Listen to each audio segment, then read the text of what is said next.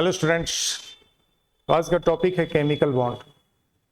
Chemical bond वह attractive force है जो अट्रैक्टिव फोर्स एटम्स को बाइंड अप करता है इन अ केमिकल सब्सटेंस। जिस अट्रैक्टिव फोर्स के द्वारा एटम एक दूसरे के साथ जुड़े होते हैं केमिकल सब्सटेंस में, आप उस अट्रैक्टिव फोर्स को केमिकल बॉन्ड बोलते हैं। केमिकल बॉन्ड के कई टाइप हैं, जिसमें मुख्य रूप से 3 टाइप होता है, जिसको आप आयनिक बॉन्ड या electrovalent bond, covalent bond and coordinate bond के नाम से जानते हैं। केमिकल बॉन्ड का फॉर्मेशन क्यों होता है? केमिकल बॉन्ड का फॉर्मेशन होता है to minimise energy of atoms and to acquire the stable electronic configuration of inert gas. Inert gas में जो एलिमेंट आते हैं उसमें helium, neon, argon, krypton, xenon और रेडन। हीलियम को छोड़कर बाकी सभी इनर्ट गैस के आउटर सेल में 8 इलेक्ट्रॉन प्रेजेंट होते हैं और ये बहुत ही स्टेबल कॉन्फ़िगरेशन होता है। हीलियम के आउटर सेल में 2 इलेक्ट्रॉन है और हीलियम भी बहुत ही स्टेबल है। तो जिस एलिमेंट के आउटर सेल में हीलियम का कॉन्फ़िगरेशन नहीं है और वो नियरेस्ट टू हीलियम है, मतलब उनका एटॉमिक नंबर हीलियम के नियरेस्ट का एटॉमिक नंबर है, या जिस एलिमेंट का इलेक्ट्रॉनिक कॉन्फ़िगरेशन नियन के या आर्गन या क्रिप्टन या जेनन या रेडन के नियरेस्ट है, वह एलिमेंट अपना इलेक्ट्रॉन लॉस करके या इलेक्ट्रॉन गेन करके या इलेक्ट्रॉन शेयर करके इन इनर्ट गैस के कॉन्फ़िगरेशन में जाने के लिए केमिकल बॉन्ड का फॉर्मेशन करते हैं। जब इनर्ट गैस के कॉन्फ़िगरेशन में कोई एलिमेंट नहीं होते हैं, जब इलेक्ट्रॉन की डिफिशियंसी होती है, वो इलेक्ट्रॉन का शेयरिंग करते हैं या फिर इलेक्ट्रॉन गेन करते हैं। और जब किसी के आउटर सेल में 1 या 2 इलेक्ट्रॉन या 3 इलेक्ट्रॉन होता है, तो जनरली वो एलिमेंट इलेक्ट्रॉन लॉस करते हैं और इलेक्ट्रॉन लॉस करके वो इनर्ट गैस के कॉन्फ़िगरेशन में कन्वर्ट हो जाता है। इनर्ट गैस के कॉन्फ़िगरेशन को एक्वायर करने के लिए और अपनी एनर्जी को मिनिमाइज करने के लिए केमिकल बॉन्ड का फॉर्मेशन होता है। जब भी 2 एटम कंबाइन करते हैं या मोर देन 2 एटम्स कंबाइन करते हैं और किसी केमिकल सब्सटेंस का निर्माण करते हैं, तो उस समय एनर्जी रिलीज होती है और एनर्जी के रिलीज से एटम्स का स्टेबिलिटी ज़्यादा हो जाता है। साइंस का ये लॉ कहता है कि मिनिमम एनर्जी ग्रेटर स्टेबिलिटी। जिस भी एटम का एनर्जी कम होगा, जिस भी पार्टिकल का एनर्जी लोअर होगा, उसकी स्टेबिलिटी ज़्यादा होगी। तो स्टेबिलिटी गेन करने के लिए एटम्स क्या करते हैं, एक दूसरे के साथ में कंबाइन करते हैं और इस कॉम्बिनेशन के दरमियान उनका एनर्जी रिलीज होता है और एनर्जी रिलीज करके वह स्टेबिलिटी गेन करता है और साथ ही वह electronic configuration of nearest inert gas में कन्वर्ट करता है। इनर्ट गैस के कॉन्फ़िगरेशन में कन्वर्ट करके वो इनर्ट गैस की तरह स्टेबल होना चाहता है।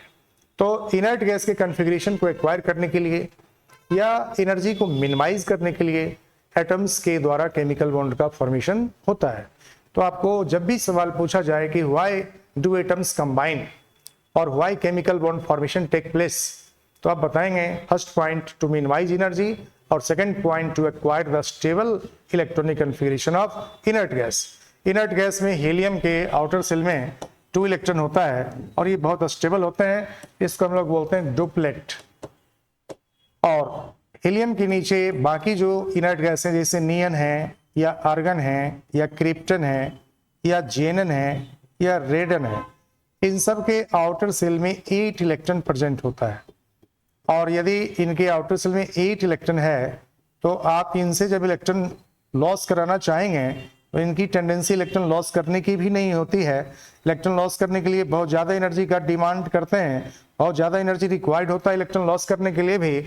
और जब आप इसमें इलेक्ट्रॉन ऐड करना चाहते हैं तो ये इलेक्ट्रॉन गेन करने का टेंडेंसी भी नहीं दिखाते हैं। इलेक्ट्रॉन गेन करने के लिए भी यह एक्स्ट्रा एनर्जी रिक्वायर इनका होता है, मतलब आप एक्स्ट्रा एनर्जी लगा कर ही इलेक्ट्रॉन ऐड कर सकते हैं। यह इलेक्ट्रॉन गेन करने का टेंडेंसी भी नहीं दिखाता है और इलेक्ट्रॉन लॉस करने का टेंडेंसी भी नहीं दिखाता है। यानी कि इस कॉन्फ़िगरेशन को हम लोग क्वाइट स्टेबल कॉन्फ़िगरेशन बोलते हैं, जब एलिमेंट के आउटर सेल में 8 इलेक्ट्रॉन का प्रेजेंट होता है, एक्सेप्ट हीलियम जिसके आउटर सेल में 2 इलेक्ट्रॉन है और ये भी क्वाइट स्टेबल होता है। तो जिस किसी भी एलिमेंट के आउटर सेल में इनर्ट गैस का कॉन्फ़िगरेशन नहीं है, वह अपने आउटर सेल में इनर्ट गैस के कॉन्फ़िगरेशन को पूरा करने के लिए इलेक्ट्रॉन का लॉस करता है या इलेक्ट्रॉन का गेन करता है या इलेक्ट्रॉन का शेयरिंग करता है, और इसी दरमियान केमिकल बॉन्ड के फॉर्मेशन होता है। तो केमिकल बॉन्ड के 3 टाइप्स हैं। टाइप्स ऑफ केमिकल बॉन्ड में 3 टाइप्स हैं, आप नोट भी कर सकते हैं। केमिकल बॉन्ड के 3 टाइप हैं। फर्स्ट टाइप को क्या बोलते हैं हम लोग? आयनिक बॉन्ड बोलते हैं या इलेक्ट्रोवैलेंट बॉन्ड बोलते हैं। सेकेंड टाइप को कोवैलेंट बॉन्ड और थर्ड टाइप को कोऑर्डिनेट बॉन्ड बोलते हैं। मुख्य रूप से इतने तरह के बॉन्ड आपको पढ़ने हैं, बट इसके साथ आपको कुछ और भी केमिकल बॉन्ड के टाइप्स को बताया जाएगा। उसमें हाइड्रोजन बॉन्ड है, इसमें मेटेलिक बॉन्ड है, बनाना बॉन्ड है या टाउ बॉन्ड है।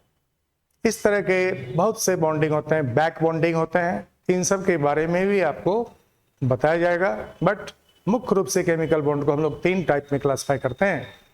Mainly it is classified into 3 types: ionic bond, electrovalent bond, covalent bond and coordinate bond.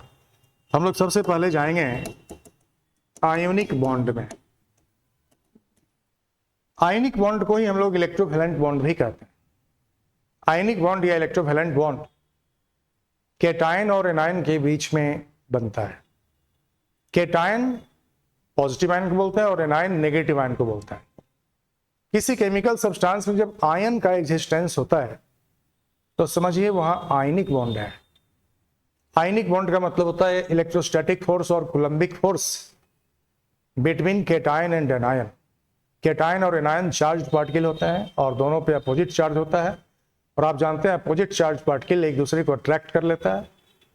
Unlike charge attract and like charge repel. तो अपोजिट चार्ज होने के कारण केटायन और एनायन एक दूसरे को अट्रैक्ट कर लेते हैं और स्ट्रोंगली एक दूसरे के साथ में जुड़ जाते हैं। और जब स्ट्रॉन्ग इलेक्ट्रोस्टैटिक फोर्स क्रिएट होता है तो ये सब्सटेंस सॉलिड फॉर्म में एग्जिस्ट करता है। आयनिक कंपाउंड जो होते हैं जिसमें आयनिक बॉन्ड है उसको आयनिक कंपाउंड बोलते हैं। इसमें आयंस है और आयनिक बॉन्ड के द्वारा वो आयन जुड़ा हुआ है, वह सब्सटेंस सॉलिड स्टेट में एग्जिस्ट करता है, क्योंकि आयनिक बॉन्ड बहुत ही स्ट्रॉन्ग फोर्स होता है। आयनिक बॉन्ड एक कूलम्बिक फोर्स है। कूलम्बिक फोर्स का मतलब है जब 2 चार्ज पार्टिकल, मान लीजिए पॉजिटिव आयन और नेगेटिव आयन एक दूसरे के क्लोजर होते हैं, तो पॉजिटिव आयन का और नेगेटिव आयन का जो अट्रैक्शन होता है, यह अट्रैक्शन कूलम्बिक फोर्स के कारण होता है। और यह कूलम्बिक फोर्स होगा ये 1/4 pi epsilon not into Q1 into Q2 बटे R² के बराबर होता है। जहां पर 1/4 पाई एप्सिलॉन नॉट एक कांस्टेंट वैल्यू है, इस कांस्टेंट को हम लोग K मान लेते हैं, और Q1 और Q2 charges of cation and charges of anion हो जाएगा, और R जो है ये रेडियस ऑफ केटायन और रेडियस ऑफ एनायन के सम के बराबर होता है। R जो यहाँ पर है ये केटायन की रेडियस, इस केटायन का रेडियस जितना होगा और इस एनायन का रेडियस जितना होगा, इस दोनों का जो सम होगा हम लोग इसी सम को R प्लस और R माइनस के बराबर बताते हैं, जो R प्लस और R माइनस आपको यहाँ R के बराबर होता है। Sum of the radius of cation and radius of anion. तो ये सम रेडियस ऑफ केटायन और रेडियस ऑफ एनायन जितना छोटा होगा उसके स्क्वायर के इनवर्सली प्रोपोर्शनल में फोर्स ऑफ अट्रैक्शन होता है। मतलब रेडियस जितना छोटा होगा, रेडियस के सम के स्क्वायर के इनवर्सली प्रोपोर्शनल में फोर्स ऑफ अट्रैक्शन है। इट मींस रेडियस जितना छोटा होगा फोर्स ऑफ अट्रैक्शन क्या होगा, उतना ज्यादा एक्ट करेगा। और इस आयन के ऊपर जितना ज्यादा यूनिट ऑफ चार्ज एग्जिस्ट करेगा उतना ज्यादा इनके बीच में फोर्स ऑफ अट्रैक्शन होगा, क्योंकि चार्ज के प्रोडक्ट के डायरेक्टली प्रोपोर्शनल में ये फोर्स एक्ट करते हैं। और sum of the radius of cation and radius of anion के स्क्वायर के इनवर्सली प्रोपोर्शनल में यह फोर्स ऑफ अट्रैक्शन एग्जिस्ट करते हैं, जिसको हम लोग क्या बोलते हैं, कूलम्बिक फोर्स बोलते हैं। और यह कूलम्बिक फोर्स ही केटायन को और एनायन को एक दूसरे के साथ में कनेक्ट करता है, एक दूसरे के साथ में बॉन्ड बाइंड करता है। तो आपको केटायन और एनायन जो हैं एक दूसरे के साथ में बॉन्डेड होते हैं, जिस फोर्स के कारण उस फोर्स को हम लोग क्या बोलते हैं, उस फोर्स को हम लोग आयनिक बॉन्ड बोलते हैं, या इसी फोर्स को हम लोग इलेक्ट्रोवैलेंट बॉन्ड भी कहते हैं। इस फोर्स को हम लोग इलेक्ट्रोवैलेंट बॉन्ड कहते हैं। तो it is force of attraction between the cation and anion। और ये केटायन और एनायन जो जिस फोर्स ऑफ अट्रैक्शन के द्वारा जुड़ा होता है, उस फोर्स ऑफ अट्रैक्शन को हम लोग आयनिक बॉन्ड बोलते हैं। तो ये केटायन और एनायन जो बनता है वो कैसे बनता है? Force of attraction between the cation and anion which are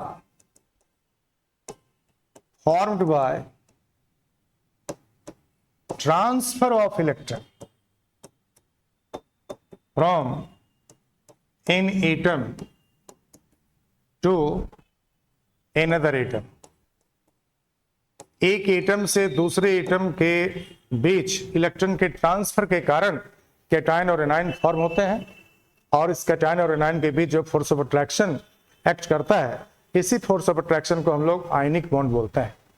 the force of attraction between the cation and anion which are formed by transfer of electron from an atom to another atom। Generally जिस atom के द्वारा electron loss होता है वह atom metal atom होते हैं, और जिस एटम के द्वारा इलेक्ट्रॉन गेन होता है वह एटम नॉन मेटल एटम होता है। तो इलेक्ट्रॉन का ट्रांसफर होता है metal atom to non metal atom. हम लोग इसमें ऐड कर सकते हैं transfer of electron from a metal atom, transfer of electron from a metal atom to non metal atom.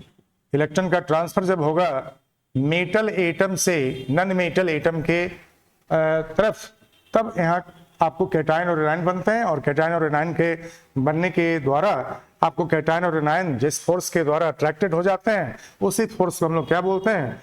आपको आयनिक बॉन्ड बोलते हैं। Transfer of electron from metal atom to non metal atom. तो मेटल एटम से non metal atom metal atom से non metal atom में जब electron का transfer होगा तो मेटल एटम कैटायन में चेंज कर जाएंगे और नॉन मेटल एटम एनायन में चेंज कर जाएंगे। जो एटम इलेक्ट्रॉन लॉस करेगा वह कैटायन बना लेगा, और जो एटम इलेक्ट्रॉन गेन कर लेगा वो एनायन में चेंज कर जाएगा, और कैटायन और एनायन एक दूसरे से अट्रैक्ट हो जाएंगे। पॉजिटिव और नेगेटिव चार्ज के कारण कैटायन और एनायन एक दूसरे के साथ बॉन्डेड हो जाएंगे, एक दूसरे के साथ अट्रैक्टेड हो जाएंगे बाय फोर्स, जिस फोर्स को हम लोग कूलम्बिक फोर्स बोलते हैं। और यह कूलम्बिक फोर्स डिपेंड करता है sum of the radius of cation and radius of anion पे, और डिपेंड करता है magnitude of charge on the cation and on the anion. तो आपको जितना ज्यादा रेडियस का सम होगा, रेडियस ऑफ कैटायन और रेडियस ऑफ एनायन का सम जितना ज्यादा होगा, फोर्स ऑफ अट्रैक्शन उतने वीक होंगे, और जितना कम ये रेडियस होगा, sum of radius of cation and radius of anion, जितना वैल्यू छोटा होगा, ये फोर्स ऑफ अट्रैक्शन क्या होंगे उतना ही ज्यादा एक्ट करेंगे। स्मॉलर कैटायन और स्मॉलर एनायन के बीच में आयनिक बॉन्ड ज्यादा स्ट्रोंगर बनता है, और लार्जर कैटायन और लार्जर एनायन हो तो ये आयनिक बॉन्ड वीकर होता है। और magnitude of charge, positive charge और नेगेटिव चार्ज जो है कैटायन के ऊपर और एनायन के ऊपर, जो चार्ज का मैग्नीट्यूड है वो जितना ज्यादा होगा, ये कूलम्बिक फोर्स ऑफ अट्रैक्शन उतने ही ज्यादा होते हैं, और ये आयनिक बॉन्ड क्या होते हैं उतने ज्यादा स्ट्रोंग होते हैं। तो आयनिक बॉन्ड का फॉर्मेशन किस कंडीशन में होता है, आप उस कंडीशन को नोट करेंगे। Condition in which ionic bond formation take place. किन कंडीशंस में आयनिक बॉन्ड का फॉर्मेशन होगा दो एटम के बीच में? जब कोई एटम इलेक्ट्रॉन लॉस करेगा तो उसके लिए क्या कंडीशन होंगे, और जब कोई एटम इलेक्ट्रॉन गेन करेगा तो उसके लिए क्या कंडीशन रिक्वायर्ड होगी? तो condition required in which ionic bond formation take place, first condition है an atom should have lower ionization potential. Ionization potential को आप आयोनाइजेशन एनर्जी भी बोलते हैं। एक एटम का आईपी कम होना चाहिए। जिस एटम का आईपी कम होगा वो आसानी से इलेक्ट्रॉन लॉस कर देगा। कम एनर्जी में इलेक्ट्रॉन लॉस करने वाला एटम होना चाहिए तो आसानी से इलेक्ट्रॉन लॉस कर देगा। जिसका आईपी कम होगा वो कम एनर्जी में ही इलेक्ट्रॉन लॉस कर देगा, और इलेक्ट्रॉन लॉस करके वो कैटायन में चेंज कर जाएगा। N atom should have lower IP so that it will loss electron easily, मतलब कम एनर्जी में ही इलेक्ट्रॉन लॉस कर देगा, एंड चेंज इनटू कैटायन, और ये कैटायन में चेंज कर जाएगा। जैसे अल्कली मेटल का आयनाइजेशन एनर्जी बहुत कम होता है और ये आसानी से इलेक्ट्रॉन लॉस करके स्टेबल इनर्ट गैस कॉन्फ़िगरेशन में चले जाते हैं। अब देखें यहाँ पर एक इलेक्ट्रॉन ये लॉस कर लेता है तो इनर्ट गैस कॉन्फ़िगरेशन में आ जाते हैं, ये नियन के कॉन्फ़िगरेशन में आ जाता है। उसी तरह से पोटेशियम है। अब पोटेशियम के आउटर सेल में आपको 1 इलेक्ट्रॉन है और पोटेशियम जब 1 इलेक्ट्रॉन लॉस कर लेता है तो 1 इलेक्ट्रॉन लॉस करने के बाद K+ आयन बन जाते हैं और इसके आउटर सेल में भी इनर्ट गैस कॉन्फ़िगरेशन हो जाता है, मतलब आर्गन का कॉन्फ़िगरेशन एक्वायर हो जाता है। तो इन सब का आयनाइजेशन एनर्जी क्या होता है? लोअर होता है। लोअर आयनाइजेशन पोटेंशियल होने के कारण कम से कम एनर्जी में ऐसे एटम सोडियम पोटेशियम ये सब जो है वो आपको कम से कम एनर्जी में इलेक्ट्रॉन लॉस कर देता है। दूसरे एटम का इलेक्ट्रॉन एफिनिटी ज्यादा होना चाहिए तभी वो इलेक्ट्रॉन गेन करेगा। another atom should have high electron affinity, electron affinity को हम लोग E से रिप्रेजेंट करते हैं। इलेक्ट्रॉन एफिनिटी का मतलब होता है ज्यादा से ज्यादा एनर्जी पे करके भी इलेक्ट्रॉन गेन करेगा। जब कोई एटम ज्यादा से ज्यादा एनर्जी को पे करके इलेक्ट्रॉन गेन करेगा, इलेक्ट्रॉन गेन करने के समय एनर्जी रिलीज करता है कोई एटम, इट मीन्स जितना ज्यादा एनर्जी रिलीज करके इलेक्ट्रॉन गेन करेगा, इट मीन्स उस एटम के इलेक्ट्रॉन गेन करने का जो टेंडेंसी है वो उतना ज्यादा है। उस एटम को इलेक्ट्रॉन की उतनी ज्यादा जरूरत है, जितना ज्यादा से ज्यादा एनर्जी वो रिलीज करके इलेक्ट्रॉन गेन करेगा उतना ज्यादा समझा जाएगा उसको इलेक्ट्रॉन गेन करने की जरूरत है। They have more need of electron if it will pay more energy. मतलब इलेक्ट्रॉन एफिनिटी ज्यादा है तो इलेक्ट्रॉन की नीड उसकी ज्यादा है और एनर्जी को रिलीज करके ज्यादा से ज्यादा एनर्जी रिलीज करके भी कोई एटम इलेक्ट्रॉन गेन करने के लिए तैयार हो तब वो एनायन में चेंज करेगा। जैसे क्लोरीन एटम के हाई इलेक्ट्रॉन एफिनिटी होते हैं और इसके आउटर सेल में 7 इलेक्ट्रॉन होते हैं। जब ये 1 इलेक्ट्रॉन गेन करता है तो क्लोराइड आयन में चेंज कर जाते हैं और इसके आउटर सेल में 8 इलेक्ट्रॉन कंप्लीट हो जाते हैं। तो क्लोराइड आयन के आउटर सेल में 8 इलेक्ट्रॉन हो जाता है। जैसे इनर्ट गैस के आउटर सेल में 8 इलेक्ट्रॉन होते हैं उस तरह से क्लोराइड के आउटर सेल में 8 इलेक्ट्रॉन कंप्लीट हो जाते हैं if chlorine atom gain 1 electron.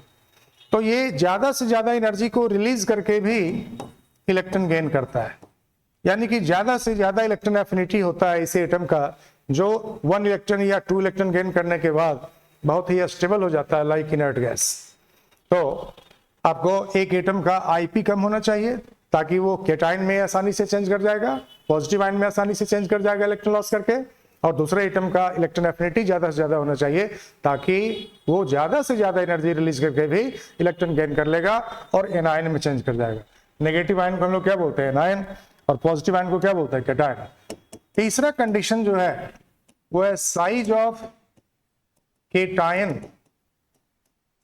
Should be as possible large.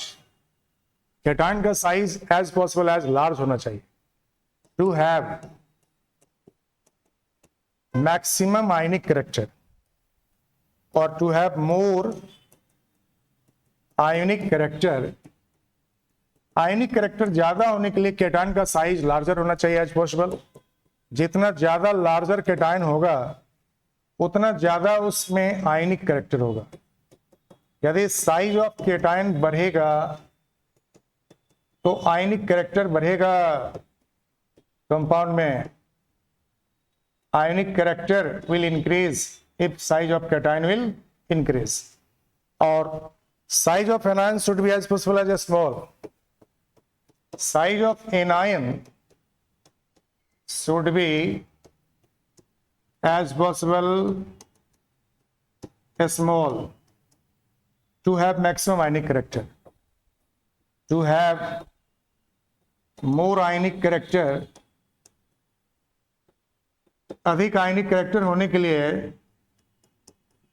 इस आयनिक कंपाउंड में ज्यादा से ज्यादा आयनिक कैरेक्टर होने के लिए एनायन का साइज छोटा होना चाहिए और केटायन का साइज लार्जर होना चाहिए। जितना छोटा केटायन होगा उतना ज्यादा उसमें कोवेलेंट कैरेक्टर डेवलप कर जाएगा, आयनिक कैरेक्टर उसमें घट जाएंगे, और जितना छोटा एनायन होगा उसमें आयनिक कैरेक्टर बढ़ जाएंगे और कोवेलेंट कैरेक्टर उसमें कम होंगे। तो आपको एनायन का जो साइज होगा ये एनाइन है नेगेटिव आयन। नेगेटिव आयन का साइज यदि बढ़ता है तो नेगेटिव आयन के साइज बढ़ने से आयनिक कैरेक्टर घट जाते हैं और कोवेलेंट कैरेक्टर बढ़ जाते हैं। तो आयनिक कैरेक्टर आपको डिक्रीज कर जाएगा यदि एनाइन के रेडियस बढ़ते हैं, और रेडियस ऑफ कैटायन बढ़ते हैं तो आयनिक कैरेक्टर बढ़ता है। रेडियस ऑफ एनाइन बढ़ता है तो कोवेलेंट कैरेक्टर बढ़ेगा और आयनिक कैरेक्टर क्या होगा, घटेगा। तो ये याद रखेंगे कि जब कैटायन का रेडियस बढ़ता है तो हम लोग टॉप टू बॉटम जाते हैं तो मेटल का साइज, मेटल एटम का साइज क्या होता है, बढ़ता है। यानी कि जब आप डाउन द ग्रुप जाते हैं तो साइज ऑफ कैटायन बढ़ता है। सपोज कि ये लिथियम का आयन है, Li+ है, और ये सोडियम आयन है, ये पोटेशियम आयन है, और ये रिबिडियम आयन है। तो जितना लार्जर साइज होगा आयनिक कैरेक्टर क्या होंगे इस कंपाउंड में, बढ़ेंगे। और यदि आपको मान लो एनाइन की बात करें तो एनाइन में जितना छोटा साइज होगा उसमें आयनिक कैरेक्टर क्या होगा, उतना ज्यादा होगा। एनाइन है negative ion, negative charge ion, जितना लार्जर होगा नेगेटिव आयन, आयनिक कैरेक्टर क्या होगा, घटेगा। तो ऊपर की तरफ जाएंगे तो साइज ऑफ एनाइन डिक्रीज करेगा, और एनाइन का साइज जब डिक्रीज करेगा तो आयनिक कैरेक्टर क्या होगा, बढ़ेगा। एनाइन के साइज जब डिक्रीज करेंगे तो आयनिक character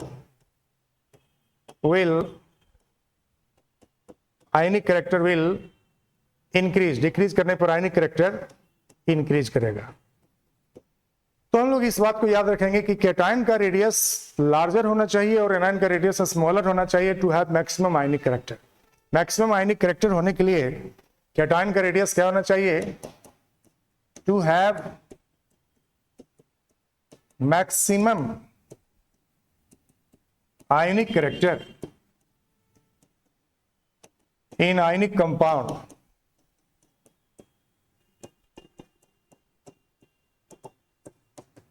size of cation should be as possible large and size of anion should be as possible as small। यह बात हम क्यों बोल रहे हैं बार बार कि कैटायन का रेडियस जब लार्ज होगा और एनायन का रेडियस जब स्मॉल होगा तब आयनिक कैरेक्टर मैक्सिमम होंगे।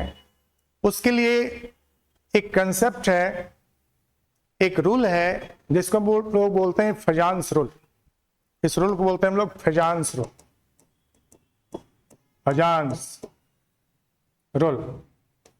फजान्स रूल ये कहता है कि जब कैटायन का रेडियस बहुत छोटा होता है, कैटायन का रेडियस जब बहुत छोटा होगा, कैटायन यदि स्मॉल साइज के होते हैं और एनायन यदि लार्ज साइज के हो जाते हैं, तो एनायन के इलेक्ट्रॉन को इस कैटायन का न्यूक्लियस डिफॉर्म कर देता है और इसको डिफॉर्म करके अपनी तरफ इस इलेक्ट्रॉन को पुल कर लेता है, और इस इलेक्ट्रॉन को पुल करके ये शेयर कर लेता है। इस कैटायन का जो न्यूक्लियस है इस एनायन के इलेक्ट्रॉन को डिफॉर्म कर देता है, ये पुल कर लेता है ज्यादा, और ये डिफॉर्म्ड होकर ये इलेक्ट्रॉन क्लाउड डिफॉर्म्ड हो जाते हैं, और डिफॉर्म्ड होकर ये कैटायन के न्यूक्लियस से शेयर हो जाते हैं। और जब इलेक्ट्रॉन की शेयरिंग हो जाती है तो उसमें कोवेलेंट कैरेक्टर डेवलप हो जाता है। यानी कि जितना छोटा साइज होगा कैटायन का, ये एनायन के इलेक्ट्रॉन को डिफॉर्म करने के लिए उतना ज्यादा कैपेबल हो जाएगा, और जितना लार्जर साइज होगा कैटायन का तब उसके जो न्यूक्लियस होंगे उसका डिस्टेंस एनायन के इलेक्ट्रॉन से बढ़ जाएगा और वो एनायन के इलेक्ट्रॉन को अपनी तरफ पुल नहीं कर पाएंगे। तो कैटायन का रेडियस, हम बार बार ये बोल रहे हैं कि कैटायन का रेडियस लार्ज होना चाहिए और एनायन का रेडियस स्मॉल होना चाहिए।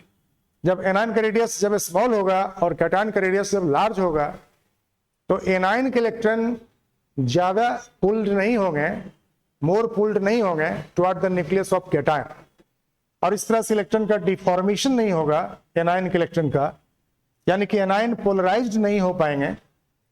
कैटायन के हाई पोलराइजिंग पावर के कंडीशन में एनायन का पोलराइजेबिलिटी जब कम होगा तो आपको ये आयनिक कैरेक्टर उसमें ज़्यादा हो जाएगा। और यदि एनायन का पोलराइजेबिलिटी ज़्यादा हो और कैटायन का पोलराइजिंग पावर ज़्यादा हो, कैटायन का पोलराइजिंग पावर ज़्यादा तब होता है जब कैटायन स्मॉलर साइज के होते हैं और कैटायन का जो चार्ज है वो ज़्यादा होता है। जितना ज़्यादा यूनिट ऑफ चार्ज होगा कैटायन के ऊपर और जितना छोटा रेडियस होगा कैटायन का, उतना ज़्यादा पोलराइजिंग पावर होगा कैटायन का।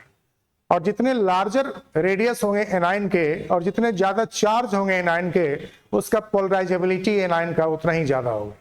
तो एनायन का पोलराइजेबिलिटी ज़्यादा जब होता है और कैटायन के पोलराइजिंग पावर जब ज़्यादा होते हैं, तो वहाँ पर एनायन का इलेक्ट्रॉन पोलराइज्ड हो जाता है, यानी कि डिफॉर्म्ड हो जाता है, और कैटायन के न्यूक्लियस से एनायन के इलेक्ट्रॉन का शेयरिंग हो जाता है और वहाँ कोवेलेंट कैरेक्टर डेवलप कर जाता है।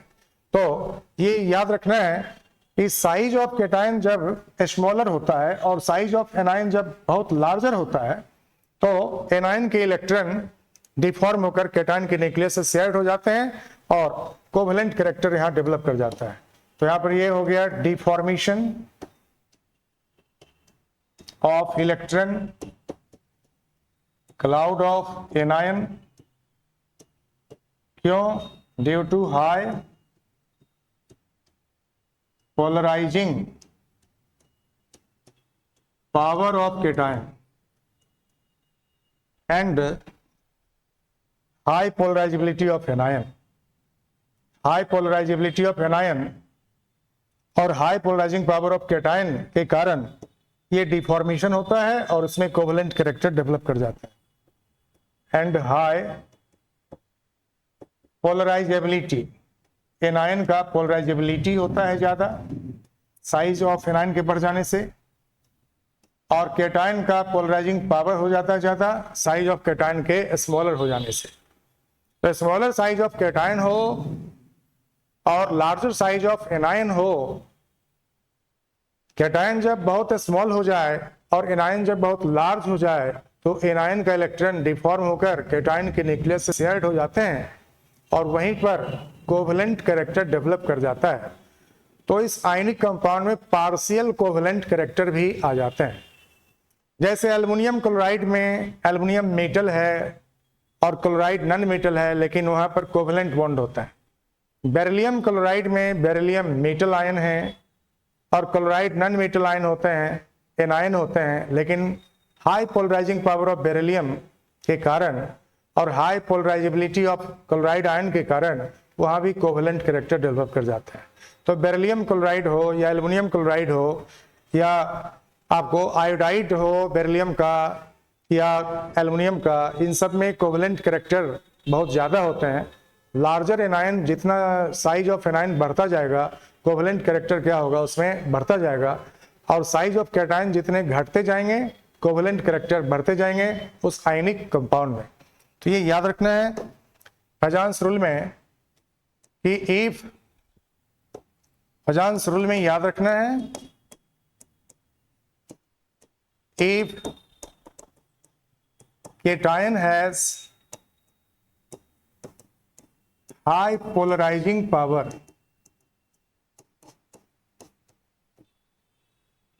and anion has high polarizability,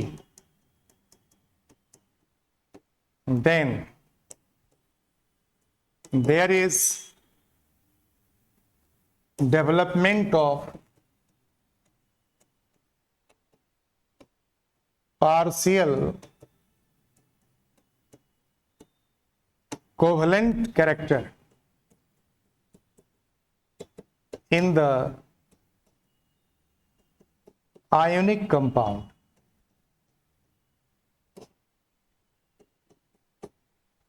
Polarizing power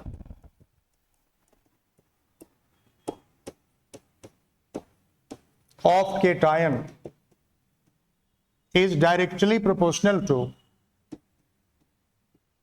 charge and inversely proportional to charge of cation की डायरेक्टली प्रोपोर्शनल में पोलराइजिंग पावर होते हैं और inversely proportional to ionic radius square of the ionic radius. Ionic radius के square के inversely proportional में polarizing power of cation होता है। मतलब जितना छोटा साइज होगा पोलराइजिंग पावर उतना ज्यादा बढ़ जाएगा, और चार्ज जितना ज्यादा होगा कैटायन का पोलराइजिंग पावर उसी के प्रोपोर्शन में बढ़ जाएंगे। और पोलराइजेबिलिटी की बात जब हम लोग करेंगे, polarisability of anion, it will proportional to charge and directly proportional to ionic radius। Ionic radius बढ़ेगा, एनायन का रेडियस बढ़ेगा, चार्ज ऑन एनायन जब बढ़ेंगे तो भी पोलराइजेबिलिटी बढ़ जाएगा, और आयनिक रेडियस जब बढ़ेगा एनायन का तो भी पोलराइजेबिलिटी बढ़ जाएंगे। तो लार्जर रेडियस ऑफ एनायन जब होता है तो उसके पोलराइजेबिलिटी ज्यादा हो जाते हैं, और जितने ज्यादा यूनिट ऑफ चार्ज होगा एनायन के ऊपर उसके पोलराइजेबिलिटी उतने ज्यादा होते हैं। तो कोवेलेंट कैरेक्टर तब डेवलप कर जाता है आयनिक कंपाउंड में जब कैटायन का पोलराइजिंग पावर ज्यादा होता है और एनायन के पोलराइजेबिलिटी ज्यादा होता है। Anion has higher polarizability, if anion has higher polarizability and cation has high polarizing power, then development of partial covalent character in the ionic compound। और ये क्यों होता है, ये आपको अभी बताया गया कि जब कैटायन टू मच स्मॉल होते हैं और एनायन जब लार्ज होते हैं तो फिर एनायन के इलेक्ट्रॉन डिफॉर्म्ड होकर कैटायन के न्यूक्लियस के तरफ चले जाते हैं, और इस कैटायन के न्यूक्लियस से इस एनायन के इलेक्ट्रॉन का शेयरिंग हो जाता है। और जब यहाँ पर इलेक्ट्रॉन का शेयरिंग हो जाएगा, इस इलेक्ट्रॉन का डिफॉर्मेशन हो गया आपको कैटायन के न्यूक्लियस के टुवर्ड, और कैटायन के न्यूक्लियस से ये इलेक्ट्रॉन अट्रैक्ट हो गए, ये शेयर्ड हो गए, एनायन के इलेक्ट्रॉन का ये कैटायन का न्यूक्लियस शेयरिंग कर लिया। तो जब भी इलेक्ट्रॉन का शेयरिंग होगा तो वहां पर कोवेलेंट कैरेक्टर डेवलप कर जाएगा। यानी कि मैक्सिमम आयनिक कैरेक्टर होने के लिए cation as possible as large होना चाहिए ताकि उसका पोलराइजिंग पावर कम हो जाए, और anion as possible as small हो ताकि उसके पोलराइजेबिलिटी कम हो। जब एनायन का पोलराइजेबिलिटी कम होगा और जब कैटायन का पोलराइजिंग पावर कम होगा तब उसमें आयनिक कैरेक्टर का वैल्यू ज्यादा रहेगा और कोवेलेंट कैरेक्टर का वैल्यू उसमें कम होगा। तो हमें जब कभी भी इस तरह का क्वेश्चन पूछा जाए कि which compound has maximum ionic character, किस कंपाउंड में आयनिक कैरेक्टर मैक्सिमम होगा। एक आपको दे दिया LiF, दूसरा दे दिया LiCl, थर्ड दे दिया LiBr और फोर्थ दे दिया LiI। Lithium fluoride, lithium chloride, lithium bromide और लिथियम आयोडाइड, यहां सब में कैटायन लिथियम है। कैटायन का रेडियस तो सब में सेम है, लेकिन लिथियम फ्लोराइड में एनायन फ्लोराइड है, इसमें आपको फ्लोराइड आयन है, और एक में लिथियम का रेडियस तो सेम होगा लेकिन क्लोराइड आ गया तो क्लोराइड का रेडियस क्या होगा, उससे लार्ज हो जाएगा। फिर लिथियम के साथ में ब्रोमाइड आ गया तो ब्रोमाइड का रेडियस क्या होगा, आपको क्लोराइड के रेडियस से भी ब्रोमाइड का रेडियस क्या होता है, और ज्यादा लार्जर हो जाएगा। ब्रोमाइड का रेडियस और लार्ज हो गया, क्लोराइड से भी लार्जर हो गया। तो आपको यहाँ पर लिथियम है, लिथियम का रेडियस सब में सेम है, लेकिन फ्लोराइड से क्लोराइड लार्जर है, क्लोराइड से ब्रोमाइड लार्जर है, और आयोडाइड उससे भी लार्ज है। तो डाउन द ग्रुप जाने पर फ्लोराइड से ज्यादा लार्जर क्लोराइड है, क्लोराइड से ज्यादा लार्जर ब्रोमाइड है, ब्रोमाइड से ज्यादा लार्जर आयोडाइड है। तो जितने ही ज्यादा लार्जर एनायन होंगे उसका पोलराइजेबिलिटी क्या होगा, उतना ज्यादा हो जाएगा, और पोलराइजेबिलिटी जब ज्यादा होगा तो कोवेलेंट कैरेक्टर उसमें क्या होगा, बढ़ जाएगा, आयनिक कैरेक्टर क्या होगा, घट जाएगा। तो सबसे ज्यादा आयनिक कैरेक्टर इसमें है जिसमें स्मॉल एनायन है, तो आयनिक कैरेक्टर इधर की तरफ है, ऊपर की तरफ ज्यादा, आयनिक कैरेक्टर इस तरफ बढ़ेगा ऊपर की तरफ, स्मॉलर एनायन की तरफ, और कोवेलेंट कैरेक्टर नीचे की तरफ बढ़ेगा। कोवेलेंट कैरेक्टर आयोडाइड की तरफ बढ़ेगा क्योंकि आयोडाइड का रेडियस, एनायन का रेडियस इसमें सबसे लार्जर है, और लार्जर रेडियस होने के कारण इसका जो इलेक्ट्रॉन है वो ज्यादा डिफॉर्म करेगा, इजिली डिफॉर्म करेगा इस लिथियम कैटायन की तरफ, और इसलिए कोवेलेंट कैरेक्टर इसमें सबसे ज्यादा हो जाएंगे। तो लिथियम ब्रोमाइड में और इससे भी ज्यादा लिथियम आयोडाइड में, सबसे ज्यादा किसमें होगा, लिथियम आयोडाइड में, क्योंकि आयोडाइड का रेडियस सबसे लार्जेस्ट होता है, तो लार्जेस्ट रेडियस होने के कारण लिथियम आयोडाइड में आपको मैक्सिमम कोवेलेंट कैरेक्टर हो जाएंगे। क्लोराइड से ज्यादा लार्जर क्लोराइड होता है, क्लोराइड से ज्यादा लार्जर ब्रोमाइड होता है, ब्रोमाइड से ज्यादा लार्जर आयोडाइड होता है। क्योंकि आपको लिथियम सब में सेम है, कैटायन सब में सेम है, एनायन सब में डिफरेंट है, तो फ्लोराइड सबसे छोटा है, क्लोराइड उससे लार्ज होता है, ब्रोमाइड उससे लार्जर होता है और आयोडाइड उससे लार्जर होता है। तो साइज ऑफ एनायन इस तरफ बढ़ रहा है, डाउन द ग्रुप जाने पर साइज ऑफ एनायन इंक्रीज कर रहा है, और साइज ऑफ एनायन जब इंक्रीज करेगा तो पोलराइजेबिलिटी ऑफ एनायन इंक्रीज करेगा। और आपको बताएं कि पोलराइजेबिलिटी ऑफ एनायन जब इंक्रीज करेगा तो पोलराइजेबिलिटी ऑफ एनायन के बढ़ने से, क्योंकि कैटायन का पोलराइजेबिलिटी सब में, कैटायन का पोलराइजिंग पावर सब में सेम है, सब में लिथियम कैटायन ही है, लेकिन एनायन सब में डिफरेंट है और डिफरेंट पोलराइजेबिलिटी के एनायन है। तो सबसे लार्जेस्ट पोलराइजेबिलिटी आयोडाइड में है due to largest size of iodide, और इसलिए उसमें लिथियम आयोडाइड में सबसे ज्यादा कोवेलेंट कैरेक्टर है और लिथियम फ्लोराइड में सबसे ज्यादा आयनिक कैरेक्टर है।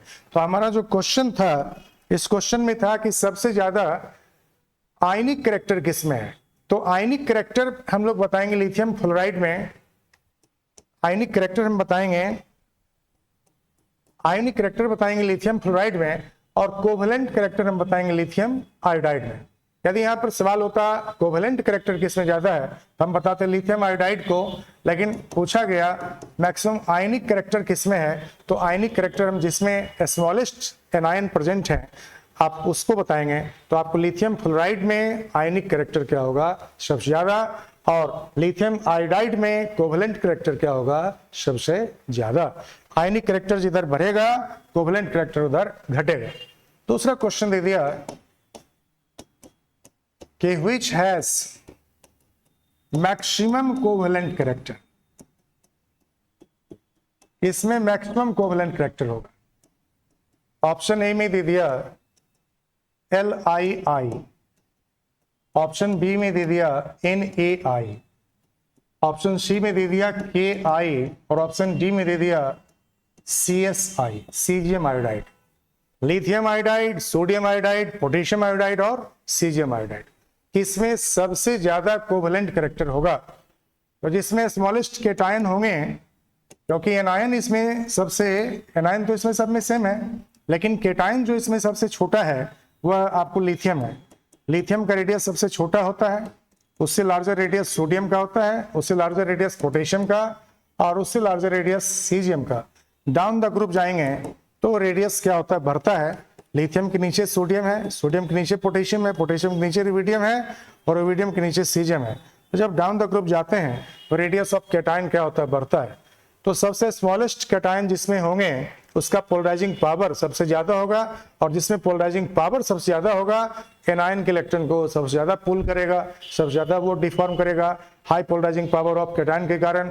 और इसलिए लिथियम आयोडाइड में आपको कोवेलेंट कैरेक्टर सबसे ज्यादा होगा। और यदि आयनिक कैरेक्टर पूछा जाए तो हम सीजियम आयोडाइड में आयनिक कैरेक्टर सबसे ज्यादा बताएंगे, क्योंकि लार्जर कैटायन जब होगा तो आयनिक कैरेक्टर क्या होगा उसमें ज्यादा होगा, स्मॉलर कैटायन जब होगा तो कोवेलेंट कैरेक्टर उसमें क्या होगा सबसे ज्यादा होगा।